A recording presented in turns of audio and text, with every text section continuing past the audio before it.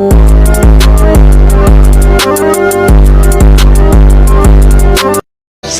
tenang mas Hey, go yard. I got so much motherfucking design on right now. Break it down, bring it back, make it clap. I got 3 old thoughts, new guap, where that damn bitches on my line, and you know they come straight. Hold up, what it not, 45, scope it cash like whoa. How you fucking with these hoes up? Assalamualaikum warahmatullahi wabarakatuh. Perkenalkan, nama saya Dwi Arendasari, Prodi PGMI Fakultas Tarbiyah dan Keguruan dengan NPM 22111000066. Di video kali ini, saya akan sedikit menjelaskan tentang bagaimana sih perkembangan fisik anak. Stay tune!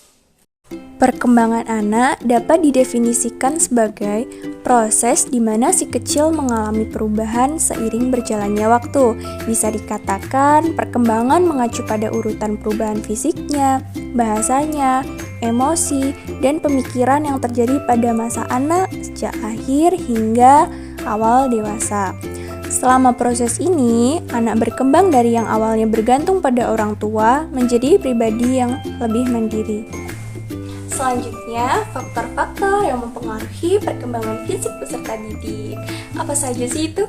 Yang pertama ada keluarga, yang kedua ada gizi, yang ketiga ada gangguan mental, yang keempat ada jenis kelamin, yang kelima ada status sosial ekonomi, yang keenam ada kesehatan, yang ketujuh ada pengaruh bentuk tubuh, yang kedelapan ada pertumbuhan sistem syaraf, yang kesembilan ada pertumbuhan otot-otot, yang kesepuluh ada pertumbuhan struktur jasmani.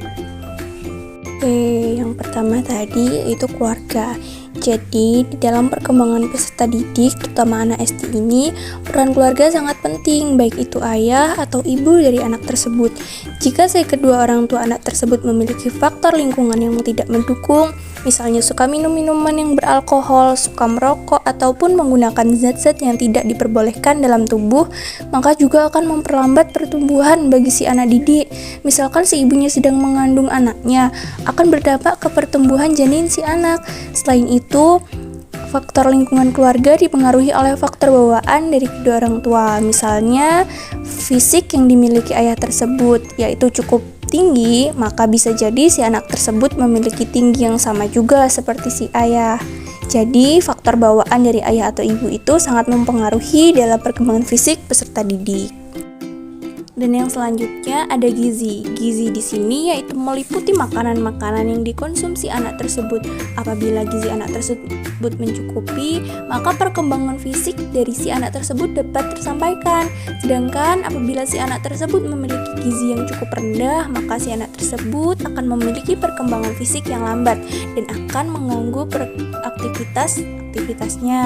Yang ketiga ada gangguan emosional. Nah, gangguan emosional ini yaitu contohnya peserta didik yang terlalu sering menghadapi gangguan emosional akan menyebabkan terbentuknya kemampuan psikologis. Anak tersebut akan terganggu dan akibatnya dari gangguan emosional yang diterima anak tersebut, maka akan berdampak kepada hormon pertumbuhan anak tersebut yang mengakibatkan perkembangan fisik anak tersebut menjadi terganggu. Yang keempat, jenis kelamin. Ini sangat mempengaruhi. Contohnya yang selalu kita jumpai yaitu anak laki-laki mempunyai tubuh tinggi yang lebih pesat dibandingkan anak yang berjenis kelamin perempuan. Yang kelima ada status sosial ekonomi. Nah, maksudnya mengapa status sosial ekonomi ini berpengaruh? Contohnya itu misal apabila seorang tersebut memiliki status ekonomi yang lumayan tinggi, maka si anak tersebut tidak perlu takut dalam hal perkembangan fisik, dikarenakan seperti yang dijelaskan tadi, ini juga termasuk dalam aspek gizinya, yaitu tercukupinya gizi dari anak tersebut. Yang keenam, kesehatan. Misalnya, ini apabila kesehatan anak tersebut terganggu, maka pertumbuhan juga akan terhambat.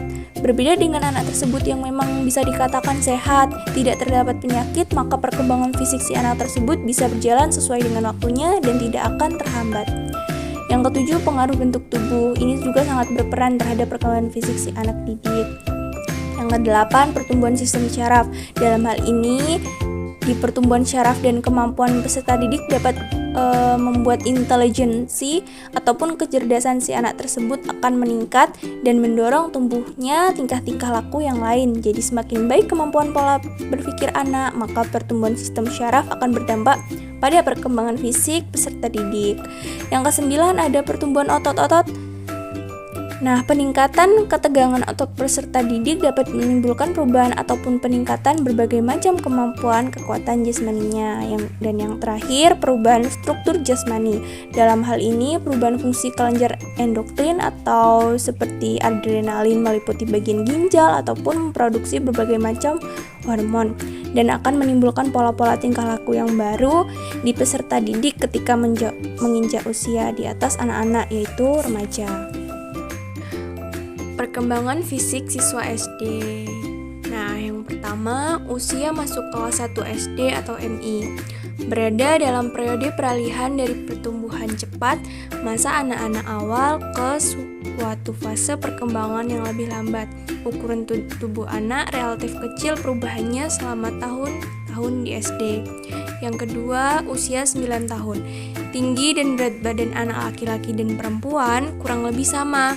Sebelum usia 9 tahun, anak perempuan relatif sedikit lebih pendek dan lebih langsing dari anak laki-laki. 3. Akhir kelas 4. Pada umumnya, anak perempuan mulai mengalami lonjakan pertumbuhan lengan dan kaki mulai tumbuh cepat. Yang keempat, pada akhir kelas 5, umumnya anak perempuan lebih tinggi, lebih berat, dan lebih kuat daripada anak laki-laki. Anak laki-laki memulai lonjakan pertumbuhan pada usia sekitar 11 tahun. Dan yang kelima, menjelang awal kelas 6. Kebanyakan anak perempuan mendekati puncak tertinggi pertumbuhan mereka. Periode pubertas yang ditandai dengan menstruasi umumnya dimulai pada usia 12-13 tahun.